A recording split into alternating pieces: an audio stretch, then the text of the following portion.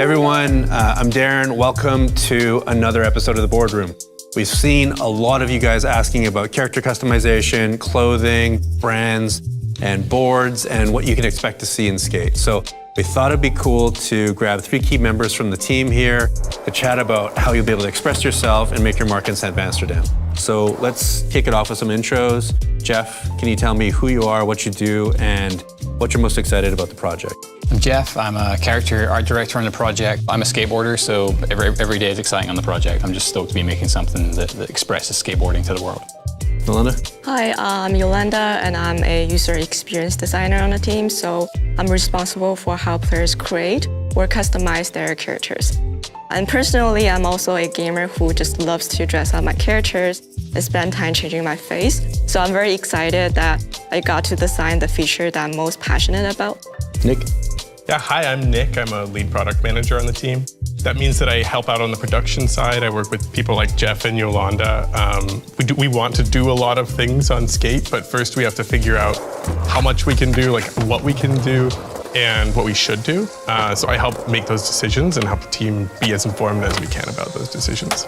Maybe we can take a moment and zoom out a little bit and talk about like where we've been, where we're trying to get to from a directional perspective with characters. Absolutely, we're part of an existing franchise. We're this new installment, and we're looking to hit the kind of art direction that's going to bring and welcome as many people to skate and skateboarding by proxy. Jumping off from the previous installments in the franchise, we go back, you look at it, it's actually quite stylized. We're running with it, we're going to try and evolve that. Again, try and make that as appealing to a broad range of people as possible. One of the big things that inspired us was looking at skateboarding, at skateboard culture. There's no one way to look in skateboarding. There's no one style of skateboarding. Especially now, yeah. Absolutely, more so than ever. I mean, you look at deck art, you look at the brand logos, there's so much visual creativity, and that kind of gave us that permission to really go ahead and try and bring as much expression to the characters and how they look and as much personality as we can to the characters. There's still a balance between, realism and some stylization. Obviously, the game being stylized in the past and trying to bring it into today, and it's a really interesting approach because typically, an art style is kind of across all of the things, and we're taking kind of a hybrid version where recognizing the things that are most important to land from a realistic or realism perspective, and then finding avenues and opportunities for exploration for like injecting personality. And obviously, like we're not there yet. I mean, as we were seeing, we're still working on it. We're still working on it. We're always working on it. As we say, please, continue to give us feedback on all of the things that you're seeing in game and help us steer. As we said, everything that you guys are commenting and providing feedback on is informing the decisions we're making. Yolanda, what was exciting to you about the character philosophy when you joined the team? Yeah, I just want to add on to Jeff's points. I think self-expression, accessibility, and inclusivity are definitely the core of skate culture. And I really like how skateboarding is providing a platform where everyone is encouraged to explore and push their boundaries without gender limitation. So when I joined the team, I was very surprised to see all of our characters are genderless. So I think that's also what we want to provide our players with in the customization experience, the ability to fully express yourself, be whoever you want to be in the game. So I think we want to provide that freedom and flexibility to players. It's so great. And one of the things I love that we're doing in that space is no matter what the player chooses to do and how they create or customize their body, any of those expressions can wear anything in the wardrobe. There's no exclusivity between something that is perhaps a masculine item or a feminine item or anything else. It's anybody can wear anything. It's pretty powerful. Yeah. It's an honor. It's also a responsibility to be a proper reflection of the culture, which I think, we're doing our best to do. And I think I've said this before, but to be the representation of what the culture is today versus what it was, 14, 13, whatever amount of time it was since the last skate. The way that we're approaching characters, I think, is one of the most exciting elements that we have for the franchise. But I feel like we could talk about that forever, but I know, Yolanda, we gave you kind of a homework assignment. Yeah. So let's take a look at your character and kind of walk us through some of the decisions. Yeah, sure. So this is the character that I used recently in the game. Personally, I want to be someone who's completely different from how I look in real life. I want to change my hair color every day in the game, whereas in real life, I'm always hesitant to do so because, it's hard to maintain. And for the board, I picked this this grip tape that has a Sanvan text on it. So I think it really offers me a sense of belonging to this virtual city of Sanvan. I really like all the different deck art options that we have right now. They are all very artistic and expressive. Stickers. Yeah, I wanted to comment on your sticker here. I love how you put the star sticker on his head. It's perfect. I picked this sticker because I want my board to be unique. So that's why I picked this one. I think lastly, I also picked the light green color for the wheels to echo with the rest of the color palette. So I overall feel like customizing the board is really like making an art piece, which is very fulfilling. I like the checkerboard pen. It's, you know, the deck, the way people set up their deck is so personal and so important. You know, there's so much you can do in there. There's so much customization. It's like a little art form in itself, or medium in itself almost. You know, you're picking out your deck art, you're picking out the colors of things. The thing I'm most excited about is the different heights for the characters, which we've never had before, and totally affects the way that you look skating and feel skating. And so, if there's anything that I do play around with, it's that and the body shapes. It's totally different. It's super exciting. Well, like the way the animation adapts to that, like the systems that the folks have, on the team have put together, like the fact that you can have all those different things and yet you can still do all the animations work, all the points of contact are there, like super impressive. It's a non-trivial amount. Oh my God, yeah. With that inspiration from Yolanda's character, let's get into clothing and footwear and what it means for players inside Sands Amsterdam. Jeff, can you start us off talking about, you know, the team's overall approach with direction and bringing these items to life? I mean, obviously, like we talked about, we want the player to be able to wear all kinds of different things to express the person that they are, or the person that they want to be, or whoever, whatever it is they want to put together. We're going to see that core skate stuff that we find in streetwear and other places. You know, alongside that, and gradually we want to bring in things which are not necessarily the kind of things that you would see somebody wearing in a skate park, or you see a pro skater wearing, allowing people to get into slightly broader fashion, you know, starting to bring in some high street stuff. Nick, can you give us a little bit more, you know, insight into what we're doing with our rewards and our clothing and game currently? Obviously, the branded stuff, the things from our real world brands are super popular. That's unsurprising. Some of the things that were a little more surprising were like the popularity of our skeleton outfit.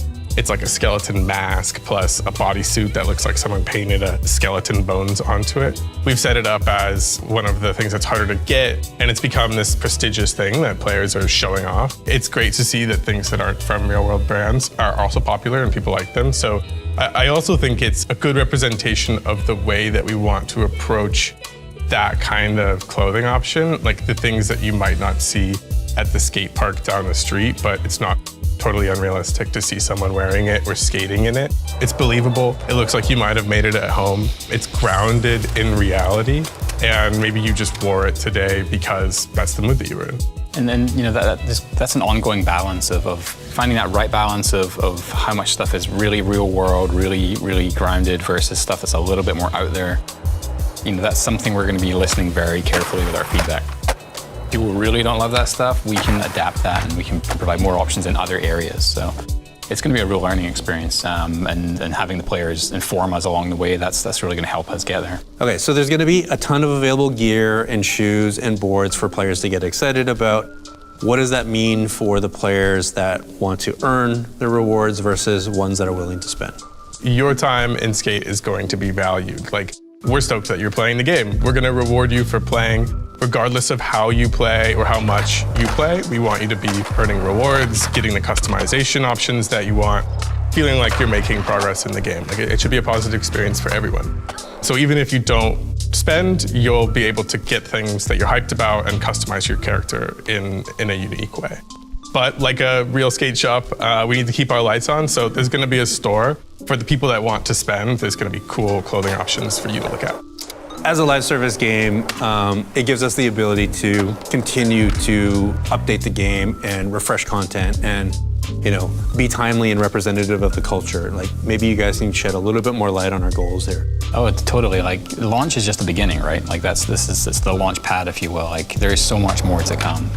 Absolutely, and it's going to go beyond just the brands and the types of things that we bring in. Like, there will be completely new types of clothing that you can wear, and there will be new ways to engage with brands, or we'll have new events. Like, I think being a live service, we can capitalize on what's cool, what's interesting right now, and look for ways for our partnerships to take advantage of that. So there's more content, potentially for more events. I mean, Yolanda, is there going to be more customization options potentially?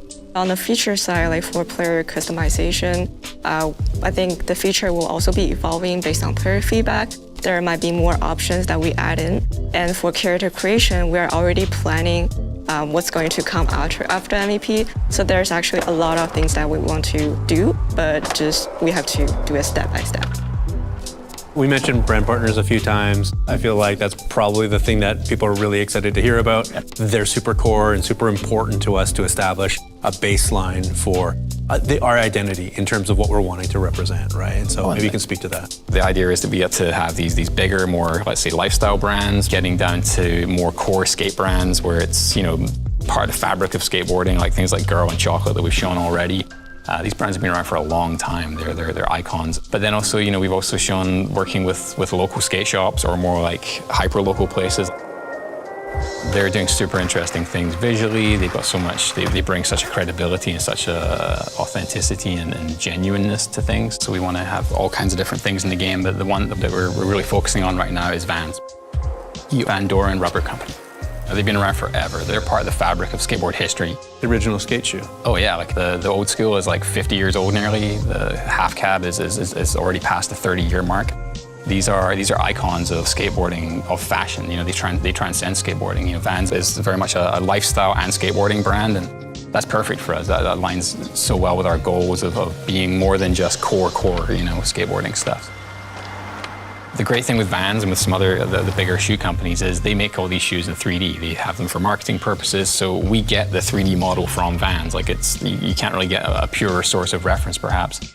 Every detail, every stitch is on there, every logo, like literally the print on the Pop Kush sole on the inside there is in that file. But that's not meant for a video game. So we take that, we optimize that to a degree, we get it into something that runs in a real-time context. We apply our art style to that thing. We start making all the different colorways, and we work with Vans to identify which colorways do we want to work on with this stuff. They send us exactly the perfect color, the Pantone. Exactly, the Pantones come through, the types of textiles in there that sometimes we've never heard of. So hopefully you can have that relationship of I skate these in the game, I wear these or I skate these in real life, and you feel that connection there between the game and the real world. And then, now that we've got that shoe in the game, it's like a platform for us to build on, because the hardest work was building the shoe itself. Oh, totally. But now we can look at new colorways as we go into the future. Once that silhouette's established in the game. Yeah. That's exactly, and that echoes the real world. You product develop a sneaker or a t-shirt or whatever it is, you get the fit, the cut right. If we can start to have that conversation with sneaker culture, it would be so fantastic. Imagine we get our colorway that we've designed with a company in the game, and then imagine one day that comes out in the real world, and suddenly we're part of that conversation with fashion, with skateboarding. So that's a wrap for today. As always, a big thank you to you guys for watching and coming along the ride with us. And of course, a thank you to Jeff and Yolanda and Nick for being here. If you haven't signed up to play yet, please sign up, become a Skate Insider for your chance to play with us in San Amsterdam. We're stoked to invite even more people coming up. I'm not sure if you remember, but we're gonna be doing console playtesting this year, which is super exciting. So yes, please sign up, become a Skate Insider, and see you next time. Thank you.